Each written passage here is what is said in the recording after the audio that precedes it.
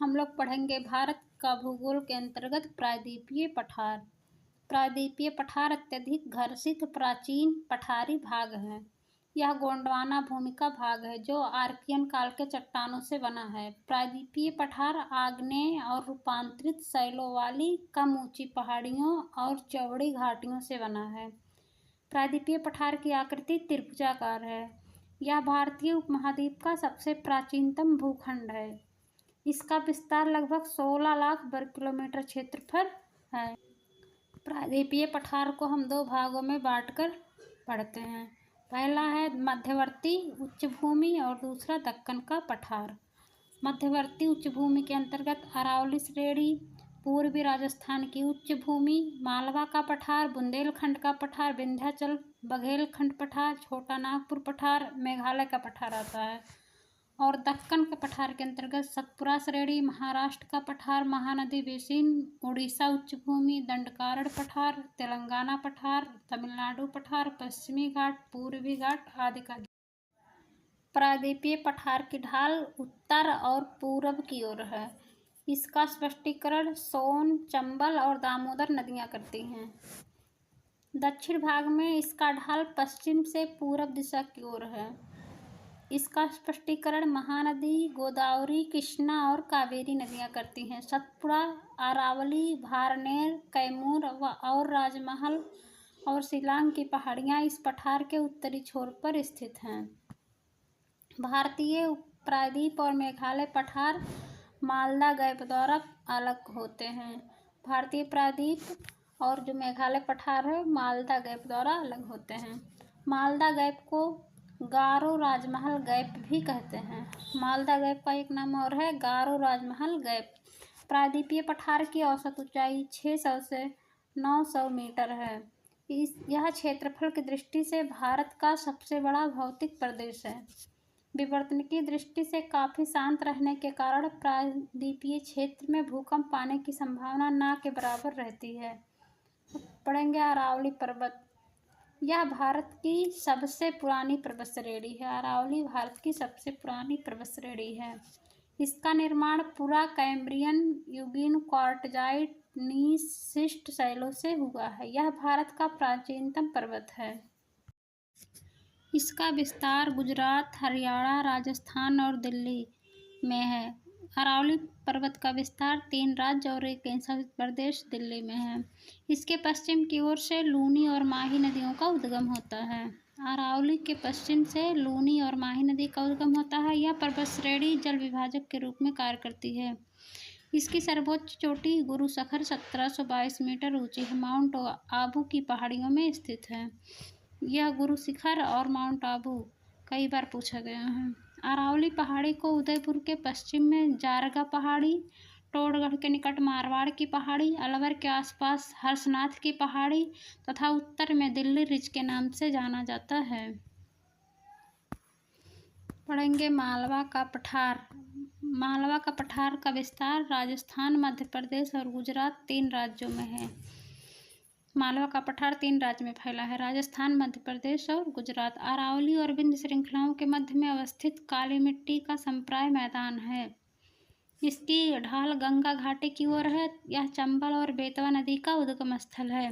मालवा का पठार से चंबल और बेतवा नदी का उद्गम होता है। मालवा पठार पर उर्मिल मैदान पाए जाते हैं जिनमें कहीं कहीं चपटी पहाड़ियाँ भी मिलती हैं। बुंदेलखंड और विंध्याचल का पठार। विंध्याचल सर्वाधिक पुरानी तथा घर्षित मोड़दार पर्वत श्रेणी है। विंध्याचल घर्षित मोड़दार पर्वत श्रेणी है। यह मालवा पठार के दक्षिण में स्थित है तथा उत्तर भारत को दक्षिण भारत से अलग करती है। बुंदेलखंड पठार उत्तर भारत को दक्षिण भारत से अलग करती है और मालवा पठार के दक्षिण में स्थित है। यह पूरब की ओर विंध्य श्रेणी, कैमूर और भांडेर श्रेणी के रूप में फैली है। यह पूरब साइड में कैमूर श्रेणी और भांडेर श्रेणी के रूप में फैला हुआ है मालवा का पठार। इसकी ऊंचाई 700 से 1200 मीटर के बीच है। मालवा पठार का उत्तरी भाग बुंदेलखंड व बघेलखंड पठार के नाम से जाना जाता है। मालवा पठार का जो उत्तर पूर्वी भाग है उसको बुंदेलखंड और बघेलखंड पठार के नाम से जाना जाता है। यह पठार ग्वालियर पठार तथा विंध्याचल श्रेणी के मध्य फैला है। इसकी ऊंचाई 300 से 600 मीटर है।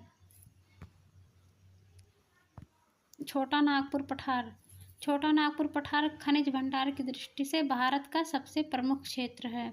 इस पठार का विस्तार पश्चिम बंगाल और झारखंड राज्य में है। छोटा नागपुर पठार को भारत का रूर कहा जाता है। इस पठार में ढाल तीव्र स्कार्पों के रूप में पाए जाते हैं।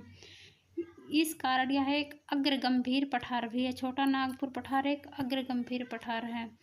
महानदी इसकी दक्षिणी सीमा बनाती है। छोटा नागपुर पठार की दक्षिणी सीमा महानदी बनाती है।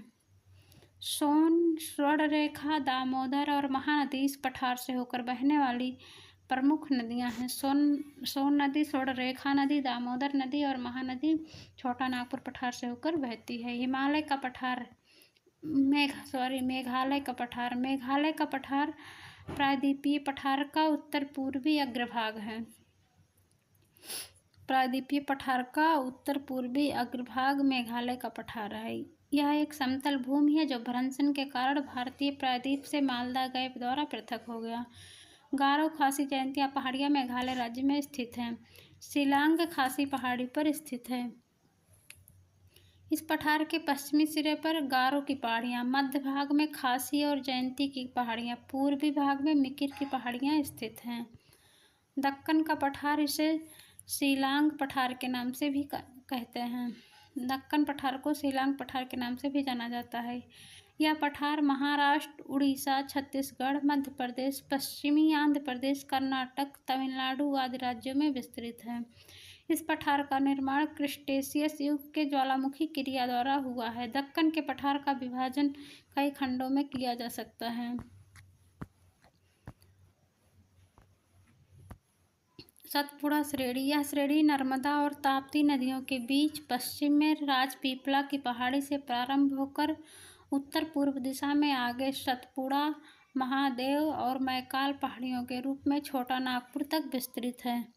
सतपुड़ा श्रेणी किन किन नदियों के बीच है? नर्मदा और ताप्ती नदियों के बीच।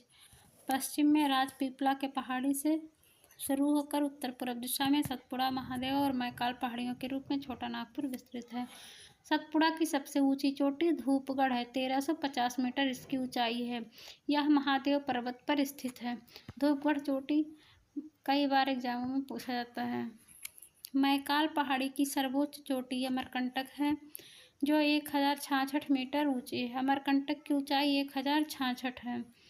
अमरकंटक से ही नर्मदा और सोन नदियों का उद्गम होता है। दंडकारण्य पठार। दंडकारण्य पठार 3 राज्यों में फैला है, छत्तीसगढ़, उड़ीसा और आंध्र प्रदेश। दंडकारण्य पठार 3 राज्यों में, छत्तीसगढ़, उड़ीसा और आंध्र प्रदेश। दंडकारण्य पठार विषम पठार है। इसका विभाजन 2 भागों में किया गया है, एक दंडकारण्य घाट और दंडकारण्य उच्च भूमि। पश्चिमी घाट। पश्चिमी घाट का विस्तार पश्चिमी सागर के तट के समानांतर गुजरात से लेकर तमिलनाडु तक लगभग 1500 किलोमीटर की लंबाई में उत्तर में तापी के मुहाने से दक्षिण में कुमारी अंतरीप तक पाया जाता है। इसकी लंबाई पश्चिमी घाट की 1500 किलोमीटर है और तापी के मुहाने से दक्षिण में कुमारी अंतरीप तक पाया जाता है।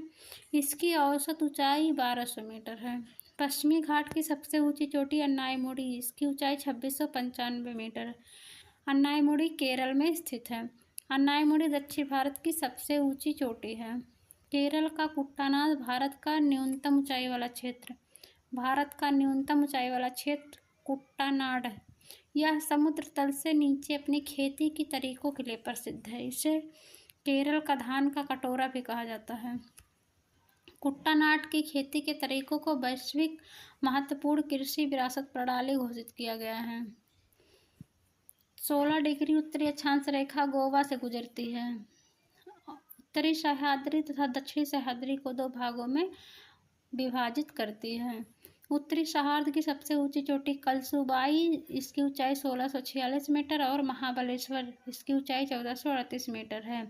कृष्णा नदी यहीं से निकलती है। दक्षिणी सह्याद्री की सबसे ऊंची चोटी कुद्रेमुख 1894 मीटर है। दूसरी सबसे ऊंची चोटी दक्षिणी सह्याद्री की पुष्पगिरी 1712 मीटर है। कावेरी नदी ब्रह्मगिरी पहाड़ी